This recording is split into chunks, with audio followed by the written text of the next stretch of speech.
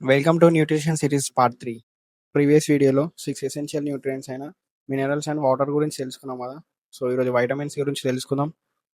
Vitamins అంటే ఏంటి? Vitamins అంటే మన బాడీలో జరిగే థౌజండ్స్ ఆఫ్ కెమికల్ రియాక్షన్స్ని కంట్రోల్ చేసే ఆర్గానిక్ కాంపౌండ్స్. వైటమిన్స్లో క్యాలరీస్ ఉండవు, అంటే ఇవి డైరెక్ట్గా ఎనర్జీ ఇవ్వవు.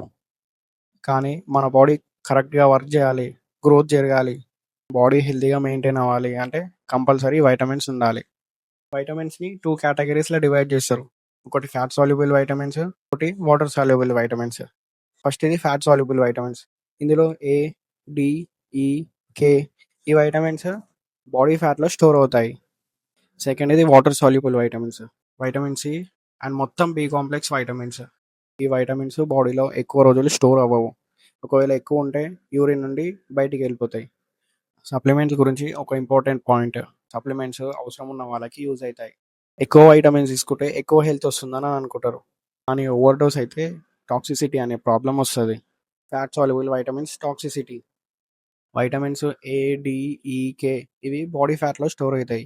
ఈ వైటమిన్స్ని ఎక్కువ హై డోసెస్లో తీసుకుంటే బాడీలో అక్యూములేట్ అయ్యి సైడ్ ఎఫెక్ట్స్ వస్తాయి. వాటర్ సాల్యుబుల్ వైటమిన్స్ కూడా సేఫ్ అని అనుకోకండి. చాలామంది ఎక్సెస్గా తీసుకుంటే యూరిన్ నుండి పోతుంది కదా, అన్లిమిటెడ్గా తీసుకోవచ్చు కదా అని అనుకుంటారు. అది కరెక్ట్ కాదు. ఎగ్జాంపుల్ వైటమిన్ బి3 ఎక్కువైతే లివర్ డ్యామేజ్ రావచ్చు. వైటమిన్ సి ఓవర్ డోసెస్ కొన్ని సిచ్యువేషన్స్లో ప్రాబ్లమ్స్ క్రియేట్ చేస్తాయి. And vitamin B6 high doses ఎక్కువ రోజులు యూజ్ చేస్తే నర్వ్ డ్యామేజ్ కావచ్చు. సో కాబట్టి సప్లిమెంట్స్ అనేటివి డాక్టర్ లేదా క్వాలిఫైడ్ న్యూట్రిషన్ ప్రొఫెషనల్ దగ్గర అడ్వైస్ తీసుకొని యూజ్ చేయండి. ఒక వైటమిన్ని ఓవర్గా సప్లిమెంటేషన్ చేస్తే ఇంకో వైటమిన్ లేక మినరల్ అబ్జార్ప్షన్ డిస్టర్బ్ చేస్తుంది.